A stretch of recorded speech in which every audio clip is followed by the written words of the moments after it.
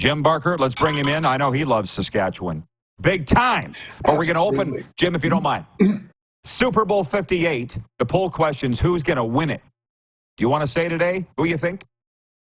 Well, I would say Baltimore. I mean, they've got, I believe right now, the quarterback playing the best with the best people around him. And their defense is stellar. So I would say Baltimore. Brock Purdy scared me to death the other night. It was, as I was watching that game, there was one point I thought, is this a Chad Kelly game? Because he had played so great all year, Brock Purdy had, just like Chad had.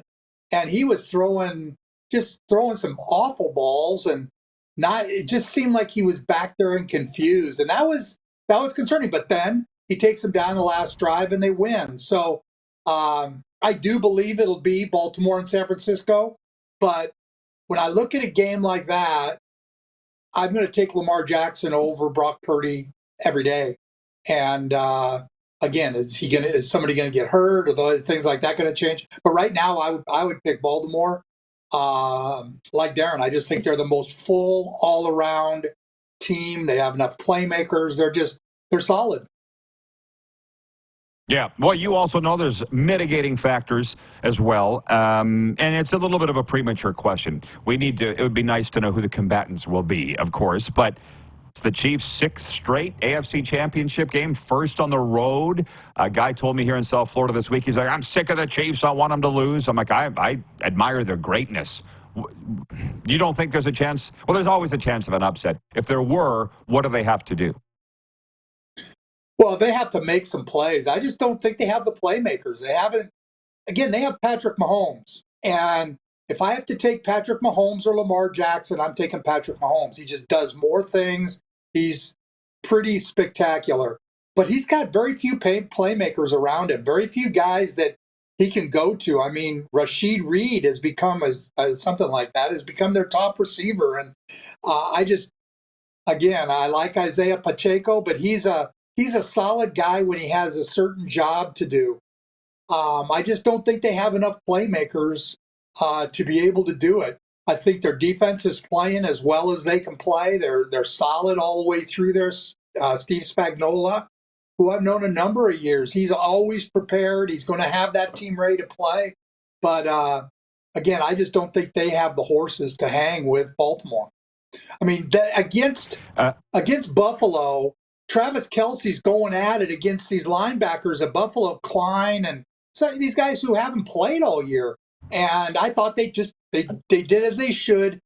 They ran the ball inside from tackle to tackle, from B gap to B gap. I mean, they were way inside. They ran the ball right at that linebacker gap, and they threw the ball to Kelce quite a bit over the middle. And that's not going to happen against Baltimore. Baltimore's linebackers are a completely different story. So, again, I just don't know that Mahomes has the guns he needs around him to get it done in this game. I'll tell our audience right now, give me the questions at 902-518-3033. Usually you and Reinbold are gone by the time the questions come in from the audience, and you're gone. I got to wait a week, and by then they're too old. So text me now with your questions, and if Jim's good enough, he'll stay with us for 2 segments like he did yesterday. I just got to say this, listening to the radio this morning here, it was all about Belichick not going to the Falcons and Vic Fangio obviously leaving the Dolphins after only 1 year. They say he's going to Philly. It got me worked up, not in a bad way. I'm like, yeah, it's the hype, it's the talk, it's the buzz. That, America loves football that way. But it seems just really volatile to me, this industry. Is it more than ever, the coaching trade? No, it's no different than it's ever been. I mean, it's been my life for so long. And, my first coaching staff, Mike Holmgren, was our quarterback coach. So I go back a long ways. And when Mike and I left San Francisco State, Andy Reid was one of the guys who came in and replaced us. So I go way back, and it really hasn't changed. It's the same old thing. You got a very difficult business, and I found this out as I moved forward in the front office. It's so much of it is, if you're a position coach, you want to be a coordinator, but that coordinator needs guys who are loyal to him and who are not going to backstab him. And then those coordinators, they want to be head coaches. But again, to become a head coach, yeah, they have to win, or something's got to happen to that head coach. The way this whole business is structured is really, it's just not healthy and conducive to building relationships, because ultimately you're gonna fire someone who's a friend of yours. You're going to get fired by someone you thought was a friend of yours. That's what's going to happen. I mean, it's happened to me in this business. Here I am. I'm 67 years old, and I've worked, most all those years as a coach or as in management. I have very few really close friends, and when I thought back about it, when you become a head coach, everything starts to change, because now you control so many different people's lives, so many families' lives. And, as a GM, even more so. I mean, as a GM, you don't hang out with the assistant coaches. You don't hang out even with the head coach much. You have a relationship with them, but you don't hang out. So when you're the GM, who do you hang out with? Tom Telesco just gets hired in Las Vegas, which surprised me. But who's he going to hang out with? I mean, there'd be some guys in the front office in Oakland that are in Las Vegas that are going to be upset that he got the job over them. And there's going to be that lingering issue that happens. Is he going to go hang out with coaches? Well, as soon as he's seen at dinner with a coach, now the head coach is like, what are you at dinner with him for? And it just creates problems. It's the nature of this business. And again, I think the Belichick thing is very interesting, because it would take a special team to take Belichick, a team that believes they're ready, they don't need anything else, and all they need is a coach to take them to the promised land. I thought Darren had a great point. Somebody 3 or 4 weeks in who thinks they got a good team and isn't playing well, fire their guy and know they can go and bring a guy like Belichick in for a year or 2 years and see if he can, fix it. Like Mike McCarthy. Mike McCarthy could look right over his shoulder, because Jerry Jones is the type who will do that.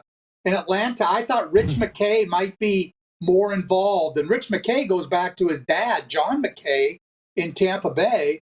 And he would be a guy who would be a guy like Belichick would be very appealing to. But again, you just never know what these owners are going to do. The Las Vegas thing totally shocked me. I thought for sure Harbaugh was going to be involved in that with Brady there, and just the way the whole thing went down. And now here he is. He's going to Los Angeles, to the Chargers, and a team that hasn't been able to win because their ownership. You got the Spanos and the Bidwells. Those two ownership groups, if you look at the history, there's a reason those teams haven't won. Yeah. Well, I'm thinking in Vegas, you can always find somebody to hang out with you. You know Vegas well, so hey, Tom Telesco, Yes, he'll find company. No problem. I know exactly what you're saying, though. So to the CFL fans, and thank you for the explanation of that. I was riveted. I don't know if anybody else was, but I was. So thank you for the answer. They wanted to know Reinbold's thoughts, but I'll put it to yours because you coached a very long time on the CFL potentially getting rid of kickoffs.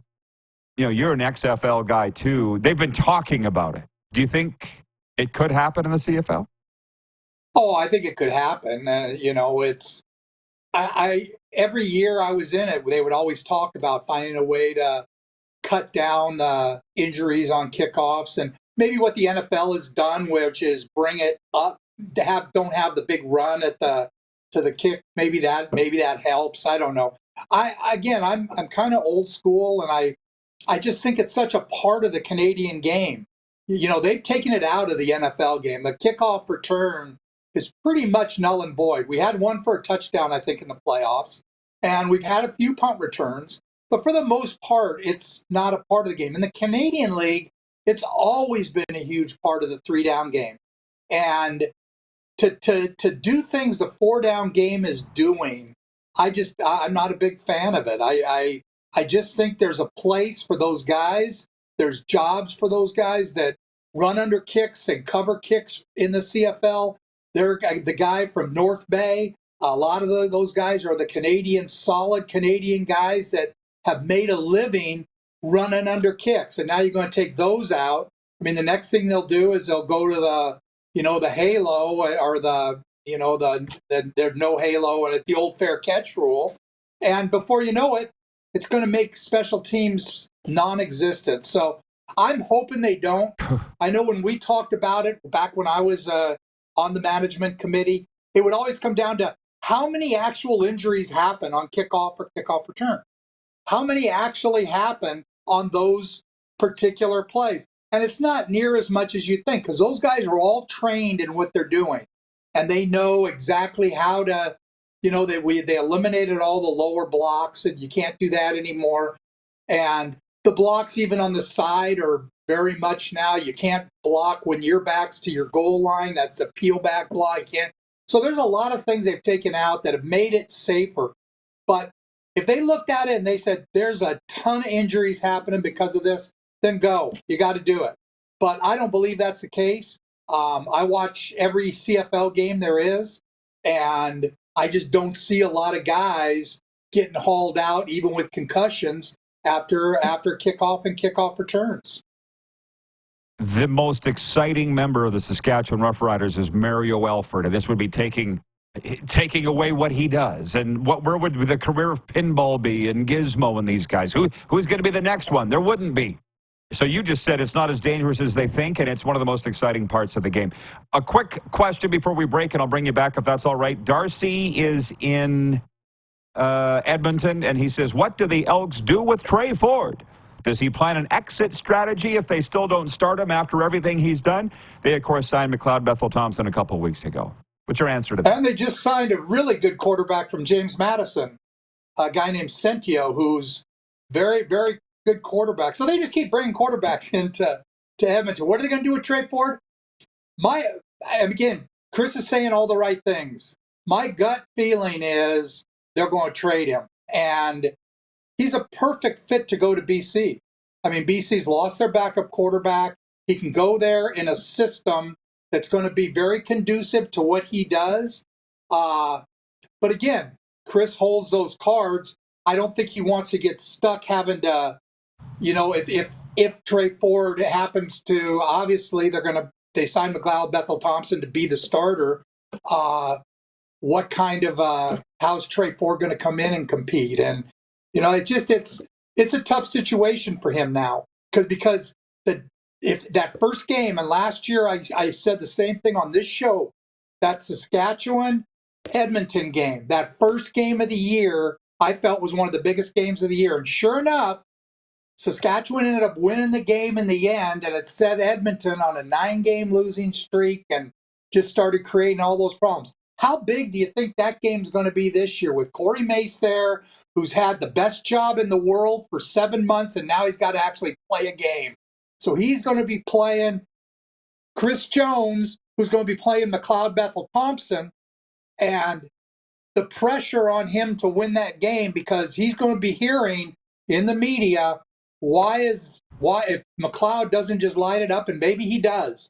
Again, I'm not saying it was a bad move. I'm saying it's a move that, from a coach's standpoint, it puts a lot of pressure on you because you have this young Canadian who has shown that, wow, he does things nobody else in the world can do. I mean, he has speed and quickness back there that's unlike anybody else. And Chris, I know last year took a lot of heat for not playing him early in the year. This year, it's going to escalate by 500. I just know how the media is. And, you can say you're not going to listen to it. You're not going to do that. But it wears you out. And that game, I'm telling you, you talk about a monster. Are you going to have Corey Mace lose his juju in Saskatchewan by losing? Or are you going to have Chris Jones taking it for McLeod Bethel? Yeah. I mean, I already can't wait till week 1, Rod. Yeah. You've been around the CFL a long time. I don't even think it's the media. Edmonton fans will be ready to run them out of town, let alone the media, because they know up there. Our football analyst, Jim Barker, joins us on a Football Friday. And, hey, thanks for sticking with us, Jim. It's brought to you by EMJ Marketing. Look up Joe at emjmarketing.com. You'll find the best keynote speaker for your event. Kirk in Toronto very patiently every week writes in, and I keep forgetting to ask you his question, Jim. He says, do you know or have you heard who the Argos defensive coordinator is going to be? I have not heard that. I do know Demetrius Maxey, who played for me back in '99 there, who has been with Edmonton, is going to come in and coach the defensive line. They also brought Dominic Picard, who played for us here in Toronto also. He's coming back. He'll replace Edwin Harrison that went to Regina. So that'll be two, but they haven't announced who the coordinator will be. Willie Fields is still there, the defensive back coach. Kevin Iben is still there, the linebacker coach. And then, like I say, now they add Maxey to that defensive mix. And but they have not announced a coordinator yet. And again, I'm not sure. There's a couple teams that have been real slow with announcing their coaches. Yeah, for whatever reason. But it's funny because you spilled the beans here that Jason Shivers was going to Edmonton, and maybe that hasn't been announced yet. I'm not sure. No, it hasn't. But it was funny because well, he's going there, and the thing when that was like 6 weeks ago you said that, and it's funny because it was all this big secret. They're like, Rod, don't say anything, and then you spilled the beans on the air, and I told my guy, and they said, oh well. Not that big of a deal. So who knows why they're waiting so long? I don't know. I don't look at it as spilling the beans. I look at it as giving fans stuff that's interesting to talk about. I mean, I've said some stuff on here that turned out to be wrong, but that's what I like doing. I love the rumors and this guy's going here and that guy's going there. And we got free agency coming up soon. Well, hey, a lot of bosses don't see it that way. So whatevs. That's the one thing I like about this job that I got right now. I can be friends with everybody, and I don't gotta answer to anybody. It's the greatest thing ever. But I gotta ask you this: the Riders re-signed Mason Fine this week, and it's not really going over 100% endorsement within the Rider Nation on Mason Fine. Your thoughts on that move? Again, I have not seen the details of the contract. If they gave him money up front, I think it's you can't give money away, and I don't believe that necessarily he's going to be the choice to be the backup. But obviously, Mark Mueller had a say in it. They wouldn't have signed a guy if he said, "No, this guy can't play." And but I would think that Dolagala is the guy who would be in the lead for that. But who knows? It's hard to know. It was that one surprised me too that they signed him unless they got him with nothing up front, which is very possible. If they didn't have to pay anything up front, they can bring him to training camp, let him compete, and then, again, the risk there is he gets hurt and you own him because he's a veteran. That's why my philosophy with veterans is if he's not a starter going in and he's a vet, we can't bring him in because he gets hurt, we're going to own him. And again, that's part of the GMing thing. I think there's just going to be some interesting movement. Brady Oliveira, I think, is I don't think Winnipeg expects to get either Brady Oliveira or Dalton Schoen back. And I will not be shocked for my friend there that always writes you from Toronto to see the Argonauts go after him. They have Dan Adeboboye there, who's a natural backup.